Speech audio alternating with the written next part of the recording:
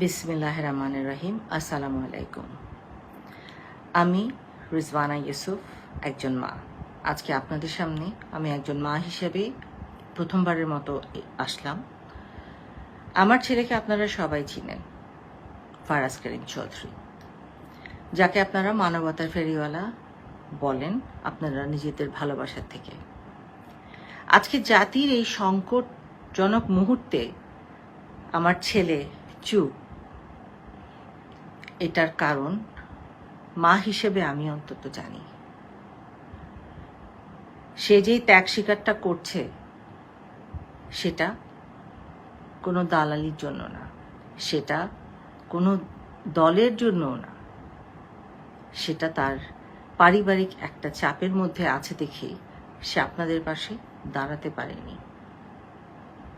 কিন্তু সে মন প্রাণ দিয়ে যতটুক পারছে কাজ করে যাচ্ছে, চেষ্টা করছে যাদেরকে ধরে নিয়ে যাওয়া হয়েছে তাদেরকে যদি ছাড়ানো যায়। কিন্তু আমি চুপ করে বসে থাকতে পারিনি, কারণ আমি জানি আমার দুই সন্তান আমার কাছে কত প্রিয়। একটা মা হিসেবে আমি বারবার আমার ছেলের দিকে তাকিয়েছি, কিন্তু তার দিন ও 5-6 রাত ঘুমায়নি যখন এটা শুরু হলো। ও চেহারার দিকে আমি তাকাতে পারতাম না। আমি মা হিসেবে কিরকম একটা সংকটময় অবস্থানে দাঁড়িয়ে আছি সেটা গত কিছুদিন ধরে আমরা সবাই পরিবারে সেটা এটার ভিতর দিয়ে যাচ্ছি। কিন্তু আজকে না আর চুপ থাকতে পারলাম না, আর ভয় আমার লাগছে না। আজকে আমি আমার ছেলের জন্য আপনাদের কাছে ক্ষমা চাচ্ছি।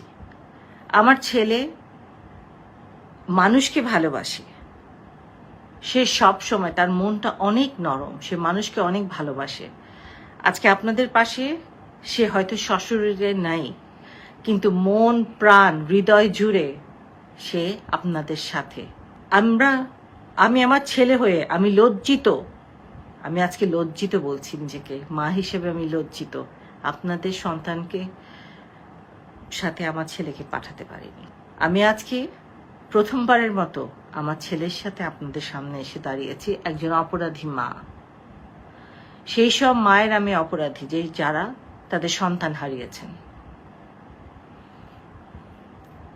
আমি জানি না উপরওয়ালা আমাকে মাফ করবেন কিনা, কিন্তু আমি আপনাদের কাছে আমার ছেলের হয়ে মাফ চেয়ে নিচ্ছি। আপনাদের কাছে আমি করজোড়ে মাফ চাচ্ছি। আমি কখনো আমার জীবনে আমার সাথে যারা ছিল কেউ কোনোদিন এই কথা বলতে পারবে না যে আমি এইসবে কোনোদিন সমর্থন দিছি, দুর্যোগে কাজ করেছি, কিন্তু এটাতে আমি করতে পারিনি। এটা আমার ব্যর্থতা, এটা আমাকে নিতেই হবে। কখনো আমি জীবনে যদি কখনো সুযোগ পাই আমি আবার চেষ্টা করবো। আপনাদের যাদের যাদের ভালোবাসা আমি হারিয়ে ফেলেছি, সম্মান হারিয়ে ফেলেছি, আমি আবার একদিন চেষ্টা করবো।